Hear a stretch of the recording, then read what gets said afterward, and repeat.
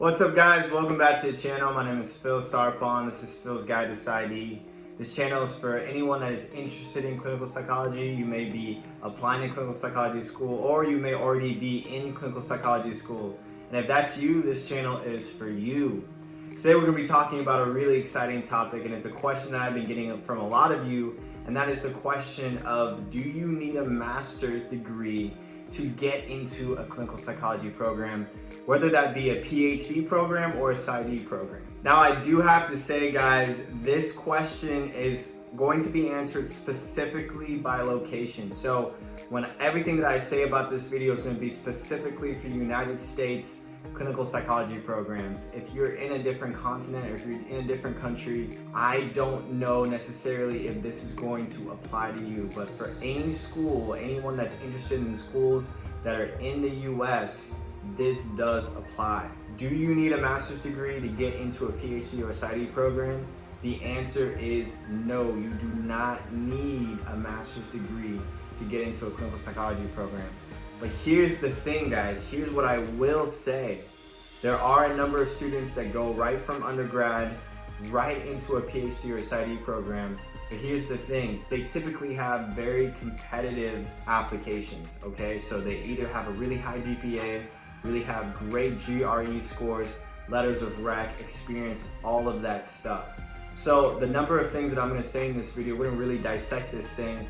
But the key concept that you guys should be thinking about is, what can I do to make myself competitive? Regardless of a master's degree, whatever it may be, the question is for you that you should be asking yourself is, what can I do to make sure that I'm competitive? All right, guys, so here we go. So first off, I just want to say that there are a number of schools that are looking to diversify their cohorts in a number of different ways, whether that be ethnicity, whether that be age, whether it be education or experience. And there is some data and some research that shows that cohorts that are diverse, whether it is age or ethnicity or research or experience or whatever it is, tend to be really healthy cohorts. When you can create a cohort where a number of students come from different backgrounds, you're creating an atmosphere where the students are going to help each other out. Every student has their strength and every student has their weaknesses. And so you create a beautiful atmosphere where people are going to be able to help each other out because of the differences in terms of their backgrounds, their ethnicities, their experience, their age, whatever it is. I know of a number of cohorts that have, let's say, a third of their students that come straight out of undergrad, and a third of their students that do have master's degree, and then another third has incredible experience, right? So this creates a cohort where you have a number of things to the student's benefit, right? Because let's say I need help with my counseling techniques. If I can go to someone in my cohort that's already been a counselor, they can give me some tips and advice.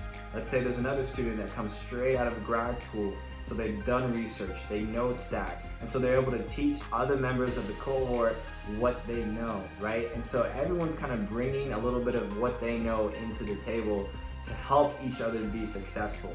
That's really what these schools want. That's really what the faculty members want, is that they want you guys, the cohort, to help each other out. So that means a couple things. That means that they're not necessarily looking for students that only have master's degrees. All they're looking for are students that are competitive in different ways. So what does that mean for you, right? You may be deciding on whether or not you should get a master's or you should just apply to clinical psychology school and go straight from undergrad, right? So what does that mean for you? And the question that I have for you is, what do you need to do to be competitive, right? I mean, that's really the question. But here are some practicals of what you can do to figure that out for yourself. What you can do, number one, is that you can call these schools.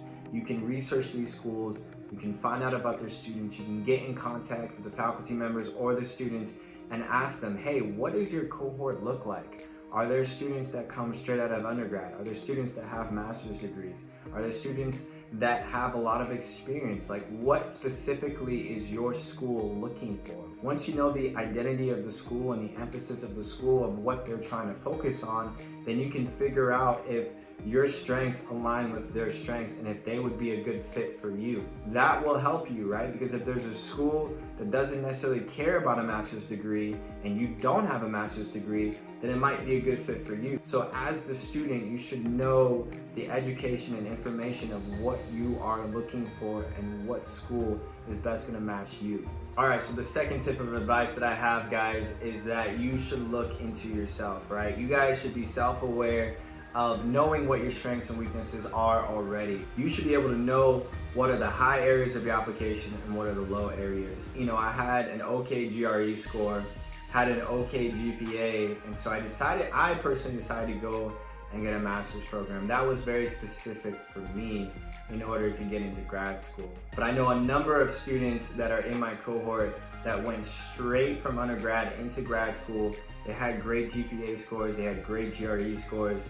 It was fine for them. So it really is specific for you. It's for how competitive you are right now. A lot of mentors and advisors, as well as the schools themselves, they will tell you some of the things that you can do to improve your application. I think that is one thing that I really benefited from, was calling these schools and just asking them, hey, like, how can I improve my application? Like, what do I need to do? Hopefully that makes sense, guys. I hope that video helped you guys. If you guys like that video, definitely give it a thumbs up. But with that, I will see you guys in the next video.